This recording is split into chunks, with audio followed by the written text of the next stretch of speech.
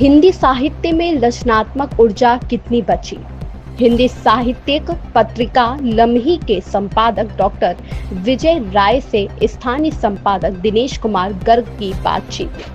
हिंदी साहित्य में मुंशी प्रेमचंद से लेकर फणीश्वर नाथ रेणु दिनकर से लेकर विनोद कुमार शुक्ल तक की गौरवपूर्ण रचनात्मक परंपरा अब टूटती सी दिखाई पड़ रही है। हिंदी साहित्य की इस कमजोरी पर बातचीत के माध्यम से प्रस्तुत है एक सिंहावलोकन। नमस्कार, आप देख रहे हैं राष्ट्रीय प्रस्तावना।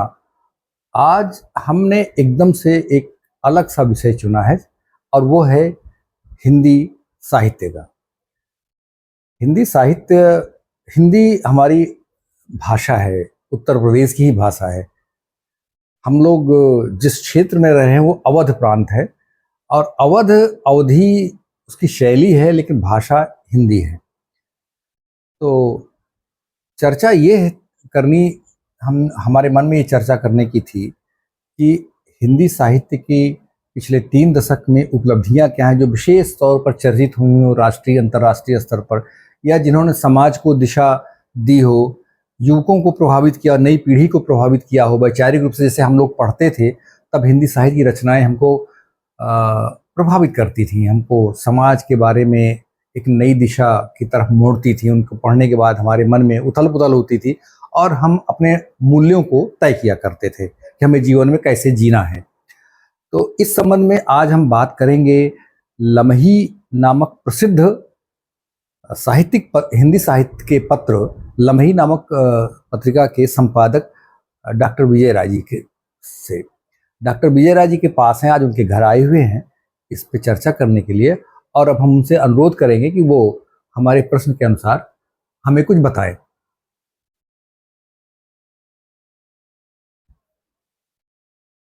हिंदी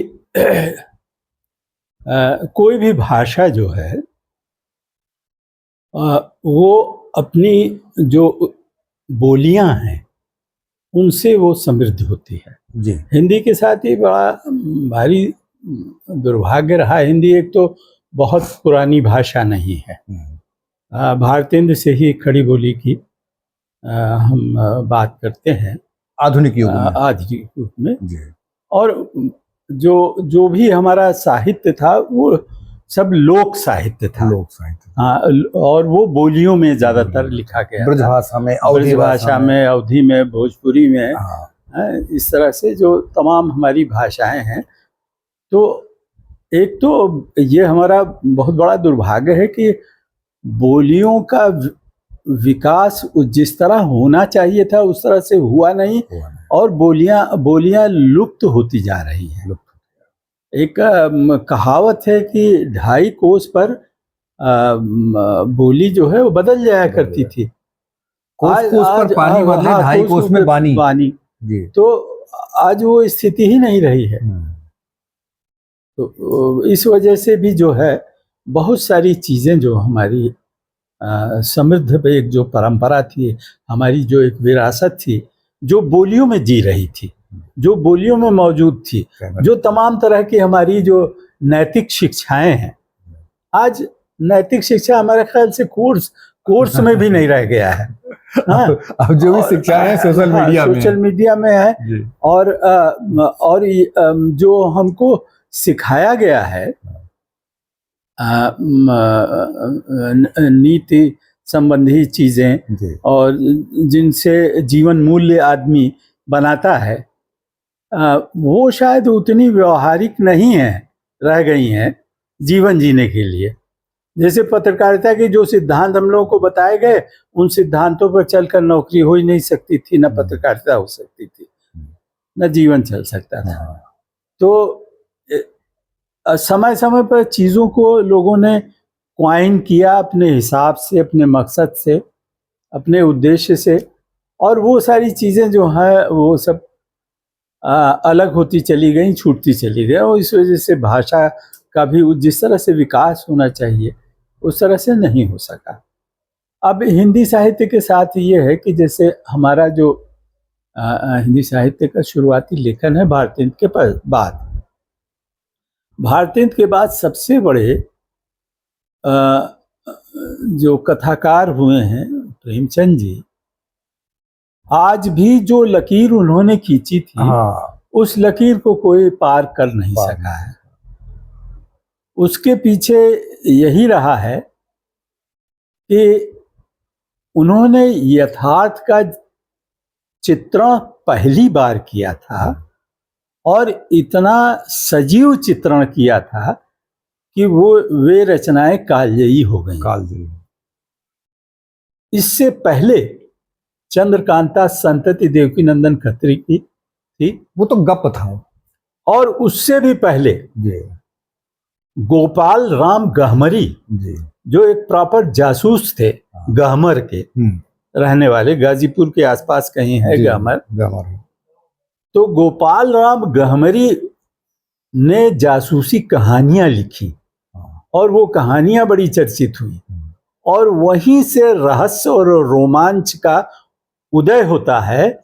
और चंद्रकांता संतति, देवकांता संतति वगैरह तमाम तरह की रचनाएं आती हैं, जिसमें सिवाय लफाजी और एक इस तरह का यथार्थवाद था जिसका जीवन से कोई लेना देना नहीं था। हाँ, तो इसीलिए जो साहित्य की परिभाषा, जो प्रारंभिक परिभाषा की गई, वो यही कहा गया कि साहित्य समाज का दर्पण है। इस दृष्टि को ध्यान में रखकर लिखने वाले कम हुए, लेकिन जिन्होंने भी लिखा वो अद्भुत लिखा। ये प्रेमचंद के बाद हम फणीश्वरनाथ रेणु को लेते हैं, जिनकी व्याप्ति जो है वो समाज में बहुत ज्यादा है, काफी चर्चित हुए, काफी चर्चित हुए जी। और मैला आंचल, तीसरी कसम, इस तरह की उनकी रचनाएं हैं। और लेकिन वो ऊंचाई नहीं पा सकी जो गोदान पा सकी। गोदान का जो महत्व आज अंतर्राष्ट्रीय स्तर पर, हाँ, ये निश्चित रूप से प्रेमचंद की आज भी ग्लोबल व्याप्ति जितनी है, रूस से लेकर अमेरिका तक पढ़ाया जा रहा है। हाँ, सारी दुनिया में पढ़ाया जा रहा है। और आज के लिखने पढ़ने वाले लोग जो हैं केवल अपनी भाषा तक ही सीमित रह गए हैं। बहुत कम लोग हैं जिनका अनुवाद दूसरी भाषाओं में हुआ है। तो उसके बाद हमको जो सबसे अब नई पीढ़ी जो हमारी है उसमें पिछले 3 दशक से कम से कम, अब उसमें एक, बल्कि ये जो नई पीढ़ी, इससे थोड़ा सा पहले हम शिलाज शुक्ल का उल्लेख करेंगे। हाँ, राग दरबारी एक ऐसी कृति थी कि जिसको विज्ञान के छात्र भी पढ़ते थे, काफी और उससे पूरी दुनिया में चर्चित। हाँ, काफी कुछ पता चलता था कि हमारा समाज कैसा है। आज भी जो स्थितियां प्रेमचंद ने उस वक्त वर्णन की थी, जिस जमींदारी प्रथा का वर्णन उन्होंने किया था, उसका रूप बदल गया है, लेकिन चीजें वैसी ही है, आज भी है। आज भी गांवों में बहुत जगह अभी भी सामंतवाद है। हाँ, सामंती व्यवस्था है। वो पितृसत्तात्मक व्यवस्था यथावत चली आ रही है। थोड़ा सा उसका सरलीकरण हुआ या उसका परिष्कार हुआ, या उसमें कुछ परिवर्तन हुआ, अदरवाइज वैसे ही है सब कुछ। तो इनके बाद जो है वो धीरे धीरे।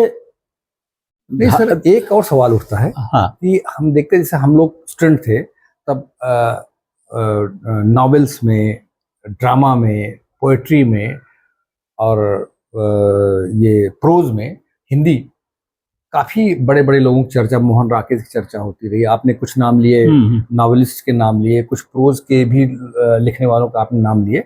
लेकिन सर इधर मैं देख रहा हूँ सन 2000 के बाद से कोई चर्चा में हिंदी का साहित्यकार किसी विधा का आ ही नहीं रहा है।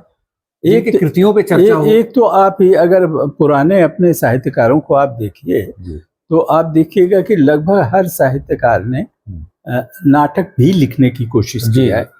उसमें से कुछ के सफल हुए, कुछ के नहीं भी सफल हुए, उतने पॉपुलर नहीं हुए। लेकिन पिछले 3, 4, 5 दशक से 4 दशक से समझ लीजिए नाटक गायब ही हो गया है हिंदी में, और नाटकों के जितने भी मंचन हो रहे हैं वो दूसरी भाषाओं से अनुवाद होके हो रहे हैं। तो नाटक तो लिखे ही नहीं, या कहानियों के जो है वो मंचन हो रहे हैं नाट्य रूपांतरण करके उनका। लेकिन प्रॉपर जैसे लक्ष्मी नारायण लाल या लक्ष्मी शंकर मिश्र, इस तरह के बहुत सारे नाटककार थे हमारे, और उन लोगों ने काफी अच्छे नाटक लिखे। लेकिन अब उस तरह का लेखन रहने गया। मोहन राकेश हमारे ख्याल से आखिरी शख्स हैं जिनकी जन्म शताब्दी भी चल रही है। मोहन राकेश की जन्म शताब्दी चल रही है, पर मोहन राकेश की चर्चा भी नहीं है उस तरह से, जिस तरह से उन्होंने लिखा है आधे अधूरे, और आषाढ़ का एक दिन, लहरों के राजहंस, इस तरह की तमाम चीजें। नहीं, सवाल यह है कि इधर इस सृजनात्मक जो शक्ति थी हिंदी साहित्य की, वो कमजोर क्यों हो रही है? क्यों हुई, या कुछ है, कोई नवांकुरित लोग हैं उनका कोई उल्लेख करना चाहें आप? एक तो ऐसा लगता है कि साहित्य में थोड़ी भीड़ ज्यादा है, और ढेर सारे लोग जो हैं वो पार्ट टाइम लेखक हैं। उनका जीवन जैसे लोग ओढ़ते बिछाते थे पहले के लोग जी, साहित्य के अलावा कोई चर्चा ही नहीं होती थी। आज वो स्थिति नहीं है। आज फैशन वश या शौकिया ड्राइंग रूम या समाज में अपना एक अलग स्टेटस बनाने के लिए लोग साहित्य में चले आ रहे हैं और लिख रहे हैं। तो इसलिए उस तरह की दीर्घ जीवी रचनाएं जो हैं वो नहीं आ पा रही हैं।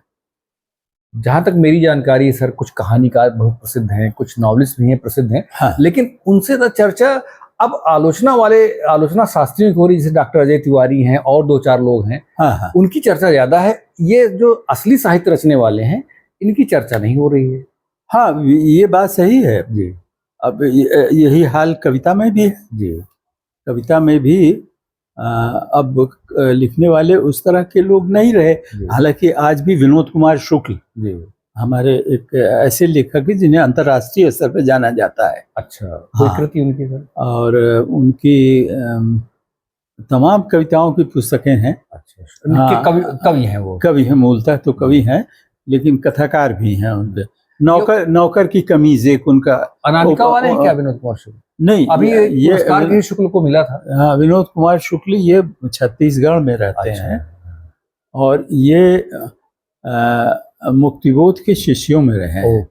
मुक्तिबोध से इन्होंने परामर्श किया और काफी कुछ। मतलब ये कि अभी भी जो ऊर्जा है वो मार्क्सवादी चिंतन के कारण ही थोड़ी बहुत ऊर्जा बची है, अन्यथा जो सामान्य विचारधारा के लोग, मार्क्सवादी तो नहीं कहा जा सकता। जैसे प्रेमचंद को मार्क्सवादी सिद्ध किया गया, ये उस ग्रुप नहीं, वो स्वयं में मार्क्सवादी नहीं रहे होंगे, लेकिन जो मार्क्सवादी नहीं थे, वो प्रगतिशील थे। हाँ, प्रगतिशीलता और मार्क्सवाद अलग अलग है। नहीं, जैसे अब विनोद कुमार शुक्ल को मुक्तिबोध है, तो ये मुक्तिबोध तो मार्क्सवादी परंपरा की है। हाँ, तो हमने कहा उसी परंपरा के लोगों में वो ऊर्जा है। या अखिलेश हैं, हाँ, कहानीकार मार्क्सवादी परंपरा के, हाँ, इन्हीं लोगों में ऊर्जा बची है, हाँ, लिखने की।